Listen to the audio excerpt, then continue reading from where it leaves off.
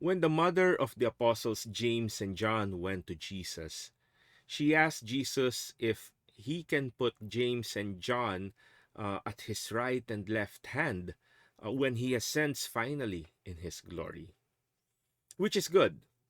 Maybe the mother doesn't know yet that Jesus is the second person of the Trinity, but at the very least, she recognizes that Jesus is divine royalty, that he is king, and she asks Jesus for positions for her sons.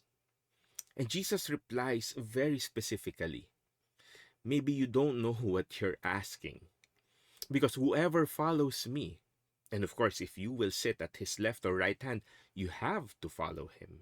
You have to have lived to understand who Jesus is. Anyone who follows Jesus will have to be ready to drink from the same cup, which means that the person has to be ready to give his life, to give her life, to suffer, to sacrifice. And that is no easy task. You need a lot of love and a lot of trust to be able to do that. And which is why St. Paul tells us in the first reading that, yes, maybe you are suffering, maybe you are experiencing the death of Christ, the cross of your life, but that is where life is. As Jesus said, the mother of James and John, that life from me comes only when you are ready to give down your life. St. Paul tells us the same thing. As you give your life, you receive more life.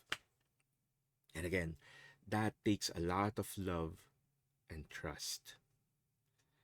Maybe you're wondering, what does it all mean? Why do I have to live a life of Christ? Well, because if you want to uh, enter his resurrection and his ascension, then you have to enter his crucifixion. Jesus himself tells us so. St. Paul himself tells us so. And your life should show it.